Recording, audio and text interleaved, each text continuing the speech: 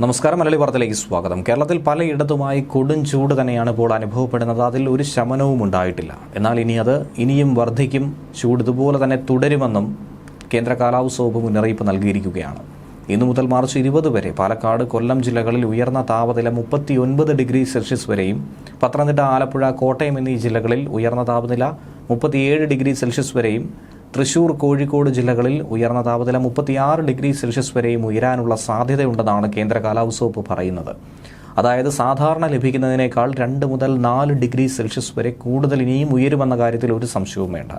ബുധനാഴ്ച വരെ ഇങ്ങനെ ഉയർന്ന താപനില റിപ്പോർട്ട് ചെയ്യുമെന്നാണ് കേന്ദ്ര കാലാവസ്ഥാ വകുപ്പിന്റെ മുന്നറിയിപ്പ്. ഇതിന്റെ ഭാഗമായിട്ടാണ് ഈ 10 ജില്ലകളിൽ യെല്ലോ അലർട്ട് പുറപ്പെടുവിച്ചിരിക്കുന്നത്. തിരുവനന്തപുരം, എറണാകുളം, കണ്ണൂർ ജില്ലകളിൽ ഉയർന്ന താപനില 36 ഡിഗ്രി സെൽഷ്യസ് വരെ ഉയരാനുള്ള സാധ്യതയുണ്ടെന്നും ഇതോടൊപ്പം തന്നെ കൂട്ടിച്ചേർക്കുന്നുണ്ട്.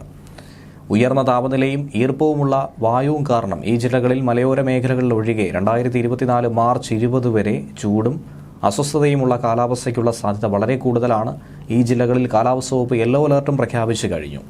കേരള തീരത്തും തെക്കൻ തമിഴ്നാട് തീരത്തും ഇന്ന് രാത്രി 11:30 വരെ 0.5 മീറ്റർ മുതൽ 1.5 മീറ്റർ വരെ ഉയർന്ന തിരമാലയ്ക്കും കടലാക്രമണത്തിനും സാധ്യതയുണ്ടെന്നാണ് ദേശീയ സമുദ്രസ്ഥിതി പഠന ഗവേഷണ കേന്ദ്രം അറിയിച്ചിരിക്കുന്നത്.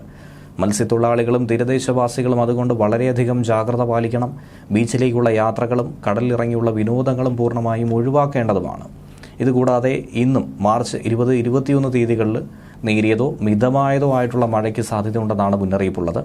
ചിലപ്പോൾ പെയ്തേക്കാമെന്നുള്ള സൂചനയാണുള്ളത്. തിരുവനന്തപുരം, കൊല്ലം, പത്തനംതിട്ട, ആലപ്പുഴ, കോട്ടയം, ഇടുക്കി, എറണാകുളം, തൃശൂർ എന്നീ ജില്ലകളിലാണ് മഴ മുന്നറിയിപ്പുള്ളത്. മാർച്ച് 20 തിരുവനന്തപുരം, കൊല്ലം, പത്തനംതിട്ട ജില്ലകളിലും 21 തിരുവനന്തപുരം, കൊല്ലം, പത്തനംതിട്ട, ആലപ്പുഴ, കോട്ടയം, ഇടുക്കി, എറണാകുളം, തൃശൂർ എന്നീ ജില്ലകളിലും മഴ സാധ്യതാ പ്രവചനമുണ്ട്. ഫലിക്കുമോ ഇല്ലയോ എന്നുള്ള കാര്യം തന്നെയാണ് കണ്ടറിയേണ്ടത്. ന്യൂസ് ഡെസ്ക്, മലയാളി വാർത്ത.